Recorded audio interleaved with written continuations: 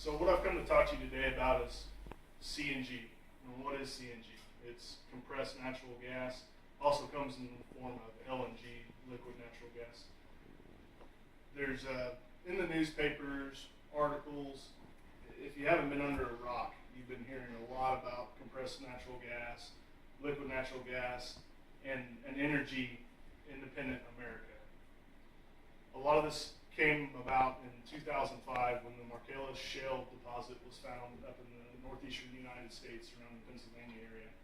It's the largest natural gas deposit in North America and has been made readily accessible through fracking.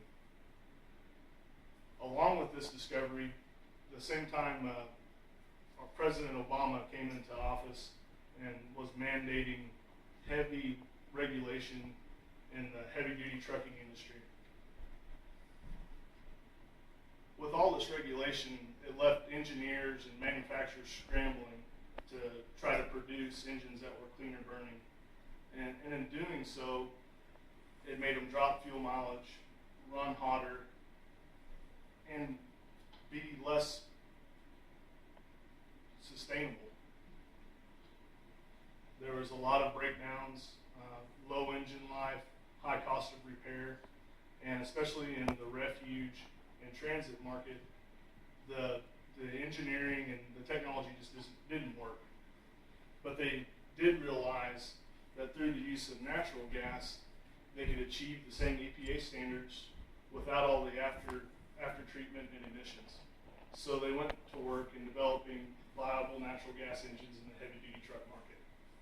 In 2007, Cummins Incorporated launched their first round of 12-liter gas engines called the ISLG series, and they installed these in the refuge trucks and into the bus market and transit systems.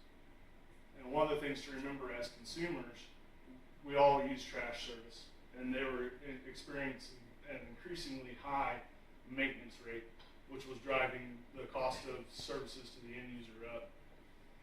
So after about a year of beta testing, they discovered that this was a viable alternative to diesel technology and that their maintenance costs went down significantly due to the cost of the natural gas itself and the wear and tear on the engines. They just didn't have the after treatment and the problems that they were seeing in the 2007 technologies of the on-highway.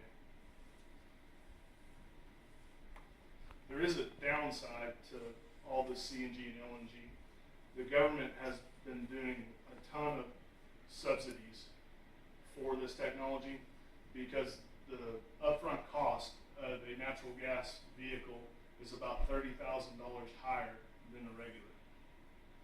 And there's a lot of concern by both lawmakers and industry experts that this, when the government subsidies stop, this isn't as viable of a resource as they initially thought. This was discussed in Transport Topics in 2013, the first quarter. There's mixed reviews on this. A lot of lawmakers and industry experts think it is viable, but it will never be a replacement. They see by 2030 this becoming about 30% of what we use in the heavy duty industry market. It'll be a little bit higher in the transit and refuge because they don't have the problems of the emissions class, because they never run enough to burn off the pollutants that the on-highway truck stuff burns off with 80,000 pound loads and longer hills. So they're not done with these EPA standards. They're still mandating more change and more stringent parameters, which is still keeping the interest alive in the natural gas sources.